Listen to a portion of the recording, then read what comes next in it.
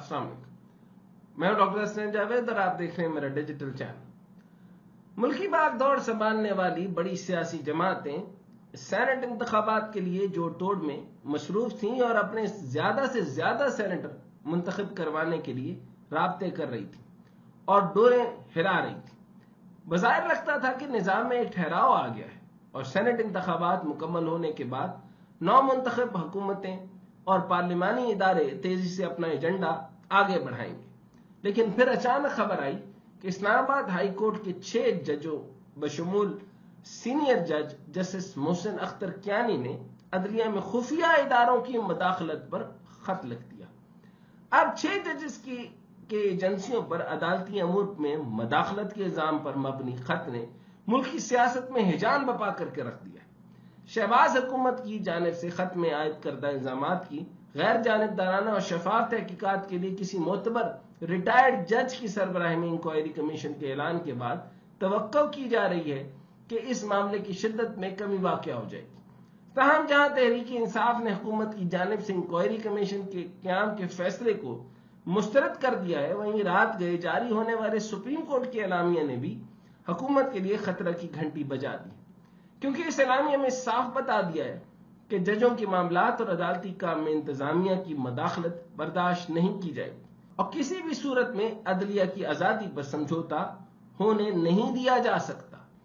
मौजूदा सूरत हाल में यह दावा करना कि सब कुछ ठीक है हकाइक और जमीनी सूरत हाल के मनाफी नजर आता है। इस मामले पर आज काबीना का इजलास होना था जिसमें कमीशन के लिए नामों की मंजूरी ली जानी थी, लेकिन अब यह इजलास कल होगा जिसमें कमीशन के क़याम की मंजूरी दी जाएगी और इसके TORs यानी टर्म ऑफ रेफरेंस तय किए जाएंगे। अब जब यह तय हो गया कि 6 जजेस के मामले पर एक रिटायर्ड जज की जेर निगरानी कमीशन कायम होगा, तो यहां कुछ सवालात हैं और बहुत बड़े सवालात हैं, और फिर एक रिटायर्ड जज। पहला सवाल इस कमीशन के क़याम पर है कि पाकिस्तान में किसी भी मामले पर कमीशन का क़याम मट्टी पाव वाला हिसाब समझा जाता है। मुल्क की तारीख में हमीदुर रहमान कमीशन से लेकर Abbottabad commission, memo get commission, लापता अफराद कमीशन, फैजाबाद धरना कमीशन, ऑडियो लीक कमीशन समेत न जाने कौन कौन से कमीशन बने, लेकिन इन कमीशन के नताइज हमेशा 0/0, यानी सवाल ही पैदा नहीं होता कि उसमें से कुछ निकल आए। यानी कमीशन मतलब कुछ नहीं, कमीशन मतलब कुछ नहीं, कुछ भी नहीं होगा। यही आज तक की तारीख रही है।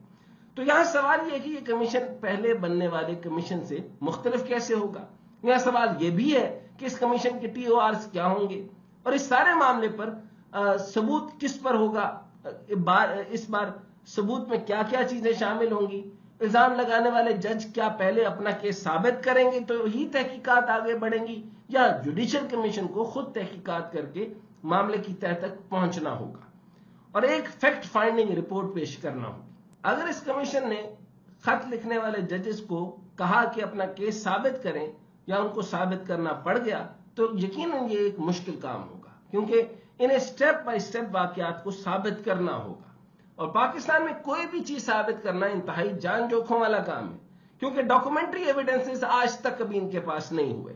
अभी जो जजेस इल्जाम लगा रहे हैं और जो बात की, इनके पास डॉक्यूमेंट्री जो है मामलात नहीं होंगे, सिर्फ हवा में बातें होंगी। इधर से सिर्फ और सिर्फ एक मॉरल सपोर्ट है जो उनके साथ एक भरपूर तरीके से मॉरल सपोर्ट है, लेकिन ये डॉक्यूमेंट्री प्रूफ नहीं ला सकेंगे। जब डॉक्यूमेंट्री प्रूफ लाएंगे तो वो साबित भी हो जाएगी। बहरहाल दूसरी जानब तहरीक इंसाफ कमीशन के क़याम को रद्द करते हुए कहा है, क्योंकि उनका काम ही यही था, तहरीक इंसाफ को यही जो है वो सूट करता है और आपने देखा होगा ये हवा ऐसे ही बना करती है। बहरहाल तहरीक इंसाफ ने कमीशन के क़याम को रद्द करते हुए कहा है कि हाजिर सर्विस जज के संजीदा तरीन मरासले की एक रिटायर्ड जज के जरिए तहकीकात आजादाना, गैर जानिबदाराना और शफाफ तहकीकात एक भोंडा मजाक है। चोरी के मैंडेट पर बैठा गैर मुंतखब वजीर आजम या इसकी हुकूमत किसी किस्म की तहकीकात करवाने के काबिल है, ना ही इस किस्म की तहकीकात की कोई क्रेडिबिलिटी है। यहां तक ये बात बिल्कुल दुरुस्त है कि ये जो मैंडेट चोर वजीर आजम है ये बिल्कुल इलीगल वजीर आजम है, इसके पास मैंडेट नहीं है, इसकी कोई क्रेडिबिलिटी नहीं है। यहां तक तो बात बिल्कुल दुरुस्त है। डॉक्यूमेंट्री प्रूफ के साथ जजेस कैसे अपने आप को साबित करेंगे वो मामला डिफरेंट है, लेकिन یہ بنائے گا یہ وزیر اعظم، یہ بات درست ہے کہ اس کی کوئی کریڈیبلٹی نہیں ہے، یہ کوئی وزیر اعظم نہیں ہے، یہ مینڈیٹ چور ہے۔ بہرحال قصہ مختصر، لیکن آپ یاد رکھیے گا کہ آن قریب اس کا بھائی اس کے سارے پیر کھینچ لے گا، زمین کھینچ لے گا، کارپٹ کھینچ لے گا، زمین فرش پر سے ٹائل کھینچ لے گا، پھر شاید گڑا بھی کر دے، اور پھر گڑے کے اندر اس کو دھکا دے کر گرا بھی دے گا۔ بہرحال قصہ مختصر یہ کہ یہ معاملہ بہت لمبا چلنے والا ہے۔ آج کی دوسری اہم خبر کی طرف چلتا ہوں۔ بہت ہی خاص خبریں آپ کے لیے لاتے ہیں، چنانچہ آپ چینل پہ زیادہ سے زیادہ آئیے تاکہ آپ کو پتا چلے کہ ہم آپ کے لیے کہاں کہاں سے باتیں لے کر آتے ہیں۔ دوسری اہم خبر بتاتے ہیں کہ پہلے آپ کو ایک مثال یاد کرانا چاہتا ہوں، آپ کو اس کو ایک لطیفہ بھی سمجھ سکتے ہیں۔ یہ بات کچھ یوں ہے کہ ہمارے وزیر خارجہ آج کل ایک آلو کی حیثیت حاصل کر چکے ہیں۔ جی ہاں، اسحاق ڈار اس حکومت میں وہ آلو بن گئے ہیں جو ہر سبزی میں فٹ ہو جاتے ہیں۔ آپ یقیناً اس مثال پر ہنس رہے ہوں گے، لیکن یہ حقیقت ہے، کیونکہ شہباز حکومت آج کل مختلف کمیٹیوں کی تشکیل دے رہی ہے۔ آپ نے دیکھا نہیں، آلو قیمہ ہو گیا، آلو گوبھی ہو گئی، آلو شلجم ہو گئے، آلو فلاں ہو گیا، آلو یہ ہو گیا، وہ آلو بن چکے، یعنی ہر جگہ اس کو فٹ کر دیتے ہیں۔ کیونکہ مسئلہ یہ ہے کہ نواز شریف کی جو ہے، یعنی اگر کوئی روح ہوتی ہے، کسی طوطے کے اندر جان ہوتی تو یا ہے وہ اسحاق ڈار ہے، اگر اسحاق ڈار نہیں ہے تو نواز شریف نہیں ہے۔ اور اسی طریقے سے جہاں مریم ہے وہاں پر وہ ان کے ایک پرنسپل سیکرٹری تھے، وہ ان کے بیک پر ہوتے ہیں۔ کیونکہ اب شہباز حکومت آج کل مختلف کمیٹیوں کی تشکیل دے رہی ہے، لیکن یہ سادہ سا کام بھی تنازعات کو جنم دے رہا ہے۔ شہباز حکومت مسلسل انہی کوششوں میں ہے کہ ہر اہم کمیٹی میں وہ کسی نہ کسی طرح وزیر خارجہ اسحاق ڈار کو فٹ کر لیں۔ اگر شہباز حکومت کی اسحاق ڈار مجبوری نہ بھی ہو تو پھر شاید ان کی یہ کوشش ہے کہ وہ وزیر خزانہ کو اہم معاملات سے دور رکھیں۔ مثال کے طور پر وزیر اعظم شہباز شریف نے مشترکہ مفادات کونسل، یہ بھی یاد رکھیے گا کہ پہلے بھی وہ 4-5 چیزوں کے اندر وہ شامل تھے، پھر اس کے بعد ان کو کک آؤٹ کر دیا گیا تھا، لیکن پھر اوپر سے وہ بھائی صاحب کا پریشر ہے، وزیر اعظم جو مینڈیٹ چور وزیر اعظم شہباز شریف نے مشترکہ مفادات کونسل جو CCI کی تشکیل کر دی ہے۔ چنانچہ لیکن یہ تاریخ میں پھر پہلی بار ہوا کہ وزیر خارجہ کو کونسل میں شامل کیا گیا، جبکہ وزیر خزانہ کو کونسل میں شامل نہیں کیا گیا۔ آپ کیسی ہٹ دھرمی دیکھیں کہ وزیر خزانہ جو ہمیشہ سے اس کو کونسل کو ہیڈ کرتا ہے، اس کو ہٹا کے خارجہ ڈال رہے ہیں، یعنی کیلبری فارم والا ذہن ہے، یعنی جہاں پر ایک چیز لگتی نہیں ہے، جیسے 2005 میں کیلبری فارم تھا ہی نہیں تو کیلبری فارم لگ گیا، یہی ان کی عقل ہے۔ اب جہاں خارجہ کا کام ہی نہیں ہے وہاں پہ خارجہ کو لگا رہے۔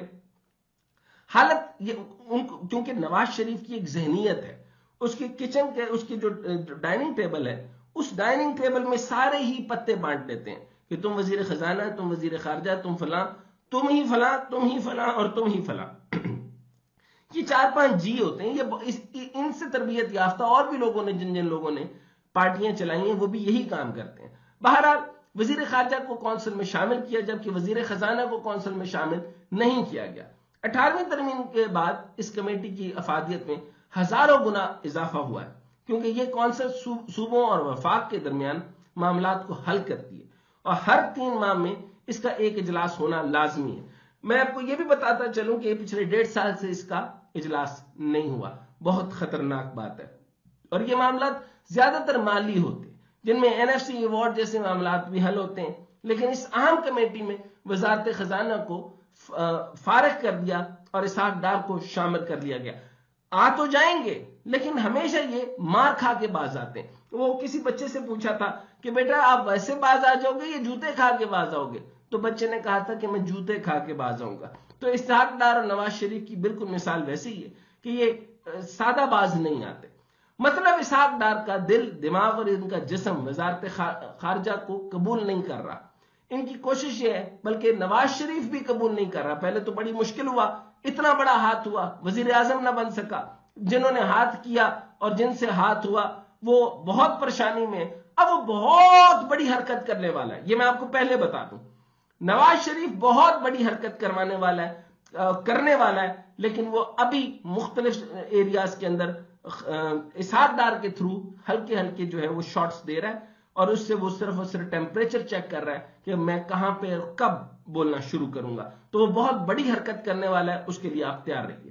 اب ان کی کوشش یہ ہے کہ وہ کسی نہ کسی طرح اب بھی وزارت خزانہ میں ہی رہیں، یعنی اسحاق ڈار. اور یہاں شہباز شریف کے بھی کو بھی داد دینی بنتی ہے کہ ان کو ایسے فیصلے 2 دن بعد تبدیل کرنا پڑتے ہیں جس میں مزید جگ ہسائی ہوتی ہے، لیکن پھر وہ دھڑلے سے دوبارہ اس طرح کا فیصلہ لے لیتے ہیں. لیکن شاید ہو سکتا ہے یہ اندر جا کے یہ کہتے ہو کہ ابھی یہ فیصلہ لے لینے دیں، آپ نے چینج تو کر ہی دینا ہے. لیکن پوائنٹ یہ کہ ابھی جو ہے بھائی صاحب جو ہے نا وہ میرے پہ بہت پریشر ڈال رہے ہیں.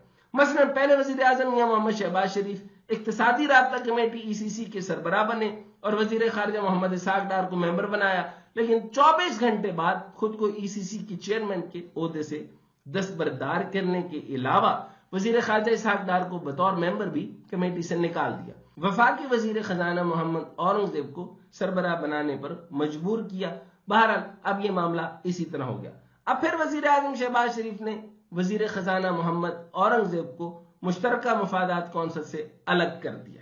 حد ہے، صدہا بار افسوس ہے اور نہایت بے وقوفی کا عمل ہے. اورنگزیب صاحب نے اس کونسل پہ آنا ہے، لیکن ایک بات تو یہ ہے کہ وہ بھی طریقہ کار سے تو آئے نہیں ہیں، وہ بھی لائے گئے ہیں. چنانچہ وہ ان کو ہٹاتے ہیں، یہ ان کو ہٹاتے ہیں. بننا تو وزیر خزانہ کو یہ اب جیسے تیسے وہ بن گئے، لیکن ECC کو بنیادی طور پہ وزیر خزانہ ہی لیڈ کرتا ہے، لیکن اس نے ہی کرنا ہے. لیکن انہوں نے شب خون مارنے کی ان کو عادت ہے. چنانچہ وزیر خزانہ محمد اورنگزیب کو مشترکہ مفادات کونسل سے ابھی فی الحال تک الگ کر دیا ہے. 2 دن بعد میں آپ کو ہی بتا رہا ہوں گا کہ وہ واپس آ چکے، اور وزیر خزانہ خارجہ اسحاق ڈار کو شامل کر لیا گیا. اب دیکھتے ہیں کہ وزیر اعظم اس نوٹیفیکیشن کو کب واپس لینے پہ مجبور ہوتے ہیں. وزیر اعظم اور وزیر خارجہ وزیر خزانہ کی ڈومین میں گھسنے سے باز نہیں آ رہے. دیکھتے ہیں کب تک یہ چیزیں جاری رہیں گی، اور کیا میاں محمد نواز شریف دانستہ بار بار اس طرح کے کام کروا کے شہباز شریف کی وفاداری کا امتحان لے رہے ہیں، یا کسی کو پیغام دینا مقصود ہے کہ فیصلوں کا اختیار شہباز نہیں نواز کے پاس ہے، لہذا شہباز کے بجائے براہ راست نواز سے ڈیل کیا جائے اور اسے تسلیم کیا جائے.